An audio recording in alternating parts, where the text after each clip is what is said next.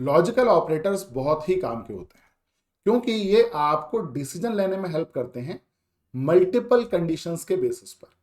आपने जो relational operator सीखे वो क्या करते हैं, वो आपको डिसीजन लेने में हेल्प करते हैं सिर्फ एक कंडीशन पर। लेकिन तब क्या हो जब आपके पास में मल्टीपल कंडीशंस हो और उनके बेसिस पर आपको डिसीजन लेना हो। फॉर एग्जाम्पल, अगर हम बात करते हैं बैंक की, अगर उनको लोन देना है तो वो कहेंगे कि अगर पर्सन की एज 18 से ज्यादा है तो ही हम लोन देंगे, प्लस उसकी इनकम का भी एक लेवल होना चाहिए, उसके बाद ही हम उसको लोन देंगे। तो उन्हें दो कंडीशन चेक करनी है एक साथ। करनी तो बहुत है पर हम दो ले रहे हैं सिंप्लीफाई करने के लिए, कि एक तो एज 18 प्लस हो, ठीक है, डन।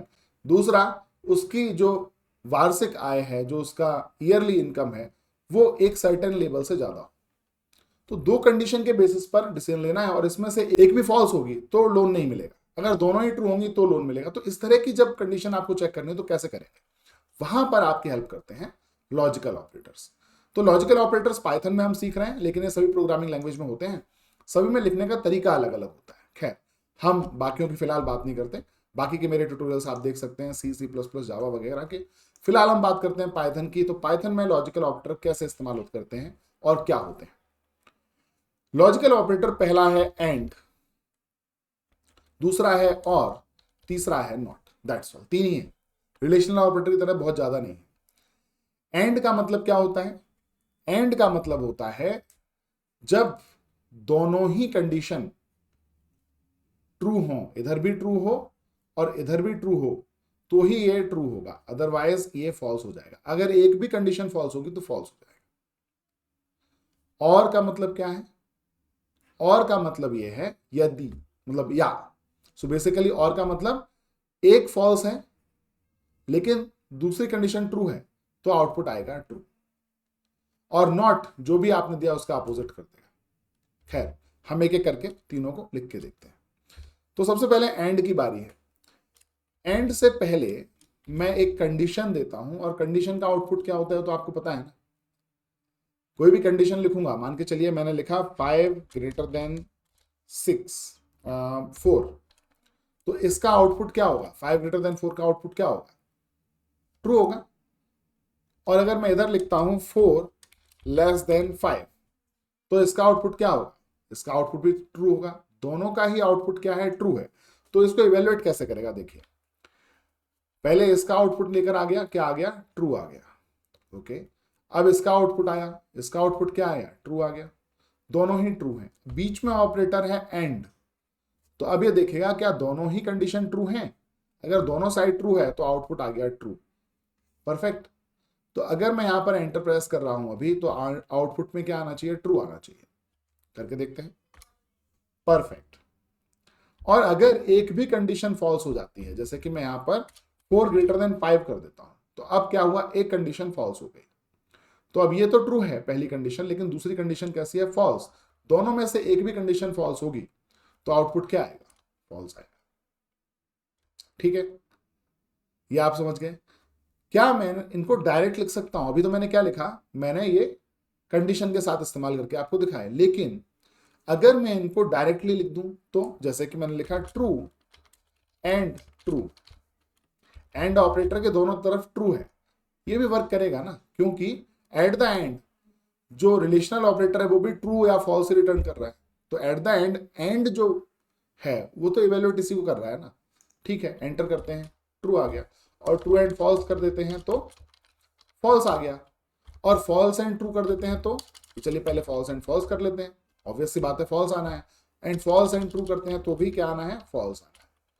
तो यानी कि एंड जो ऑपरेटर है, एंड एक लॉजिकल ऑपरेटर है, और ये लॉजिकल ऑपरेटर सिर्फ तभी ट्रू रिटर्न करता है जब दोनों ही ऑपरेंड ट्रू हो, दोनों साइड की वैल्यू ट्रू। परफेक्ट। अब आती है बारी और की। मैं इसे क्लियर करता हूं, और इस तरह से लिखा जाता है। अब और के, अगर और का बेसिकली मीनिंग क्या है हिंदी में बोलते हैं तो या, तो दोनों में से एक भी बात सही है तो ठीक है।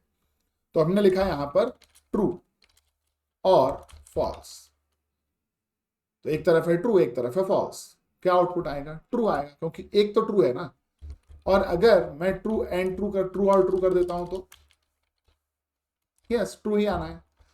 अगर मैं फॉल्स एंड ट्रू कर देता हूं तो ऑब्वियस सी बात है ट्रू आना है। और अगर मैं फॉल्स एंड फॉल्स कर देता हूं तो अब तो ट्रू नहीं आना है। तो यहां भी आप दो मल्टीपल कंडीशंस को चेक कर सकते हैं। मैंने आपको इस तरह लिख के दिखाया, लेकिन आप कंडीशन के साथ भी लिख सकते हैं, जैसे कि मैंने यहां पर लिखा और। तो अब देखिए 5 ग्रेटर देन 4 है, यस, तो ये वाला जो पार्ट है वो ट्रू हो गया, और 4 लेस देन 5 है, ये भी ट्रू हो गया, दोनों ही ट्रू हो गए। तो आउटपुट क्या आएगा? ट्रू आएगा। अगर एक भी रॉन्ग होता, जैसे कि मैं 4 ग्रेटर देन 5 कर देता हूं, तो ये क्या हुआ? फॉल्स हुआ। तो अब ट्रू और फॉल्स क्या आएगा? ट्रू आएगा। करेक्ट। जब दोनों ही फॉल्स होंगे, जब मैंने यहां कर दिया 5 less than 4 and 4 greater than 5, दोनों ही कंडीशन फॉल्स हो गई, तो आउटपुट क्या आएगा? फॉल्स आएगा। तो आई होप कि आपको एंड और ये दो समझ में आ चुके हैं। अब बारी आ जाती है नॉट ऑपरेटर की। तो मैं इसको कर देता हूं क्लियर। और नॉट ऑपरेटर को कैसे लिखते हैं? नॉट ऐसे लिखते हैं। अब नॉट जो ऑपरेटर है ना, ये सिर्फ एक ही ऑपरेंड पर काम करता है। इसे आप यूनरी ऑपरेटर भी कह सकते हैं। यूनरी ऑपरेटर वो होते हैं जो सिर्फ एक ही ऑपरेंड पर काम करते हैं। तो अगर मैं इसके दोनों साइड में कोई वैल्यू लिखता हूं, सपोज मैंने लिखा ट्रू नॉट फॉल्स, तो इसका कोई मीनिंग नहीं बना, क्योंकि ऑपरेटर जो है, ये जो नॉट ऑपरेटर है, ये सिर्फ एक ही ऑपरेंड पर वर्क करता है। तो ये गलत हो गया। तो इसे करते हैं क्लियर। तो इसे कैसे इस्तेमाल किया जाता है? इसे ऐसे इस्तेमाल किया जाता है कि आप लिखेंगे नॉट, और उसके बाद जो भी आपकी कंडीशन होगी, फॉर एग्जाम्पल मैंने कहा 5 ग्रेटर देन 4, तो 5 ग्रेटर देन 4 जो है वो क्या है? वो तो ट्रू है, ये तो ट्रू है, लेकिन आपने क्या किया? उसका नॉट कर दिया, यानी नॉट ट्रू। तो अगर नॉट ट्रू है तो आउटपुट क्या आएगा? फॉल्स आएगा। देख लेते हैं। परफेक्ट। और अगर कहीं ये सही होता, सपोज मैंने कहा 5 लेस देन 4, तो इसका मतलब क्या हुआ? इसका मतलब ये हुआ कि ये कंडीशन कैसी है? फॉल्स है। और आप क्या कह रहे हैं? Not false. अगर नॉट फॉल्स है तो आउटपुट क्या आएगा? ट्रू आएगा। देखते हैं एंटर प्रेस करके, ये देखिए आ गया। तो इस तरह से आप नॉट ऑपरेटर का इस्तेमाल कर सकते हैं, और डायरेक्टली भी कर सकते हैं, जैसे कि आपने डायरेक्टली लिख दिया नॉट फॉल्स, तो नॉट फॉल्स का मतलब क्या है? ट्रू। और अगर आपने लिख दिया नॉट ट्रू, तो इसका मतलब क्या हो गया? फॉल्स हो गया। तो ये जो ऑपरेटर हमने सीखे, एंड और नॉट, ये तीन ऑपरेटर्स हैं। ये तीन ऑपरेटर्स क्या कहलाते हैं? लॉजिकल ऑपरेटर कहलाते हैं, क्योंकि ये लॉजिकली चेक करके बताते हैं कि कंडीशन जो है फाइनली वो ट्रू है या फॉल्स है। लेकिन इन्हीं को हम बूलियन ऑपरेटर भी कहते हैं। बूलियन ऑपरेटर्स क्या होते हैं? बूलियन ऑपरेटर्स वो होते हैं जो बूलियन वैल्यू पर ऑपरेशन परफॉर्म करते हैं। तो आप देखिए कि ये जो हमने नॉट और ये जो भी किया हमने, ये क्या कर रहा है? ये जो ऑपरेशन परफॉर्म कर रहा है, ये बूलियन वैल्यू पर ही तो कर रहे हैं। देखिए दोनों ही साइड में इसके क्या है? बूलियन वैल्यू है। इसलिए इस तरह के ऑपरेटर को हम बूलियन ऑपरेटर्स भी कहते हैं। तो आई होप कि आपको समझ में आया होगा कि बूलियन ऑपरेटर और लॉजिकल ऑपरेटर एक ही है, और वो ये तीन हैं, एंड और नॉट। बताइए और क्या सीखना है आपको पाइथन में? हमारी क्लास तो अनवरत जारी रहेगी। अनवरत का मतलब होता है लगातार। नमस्कार।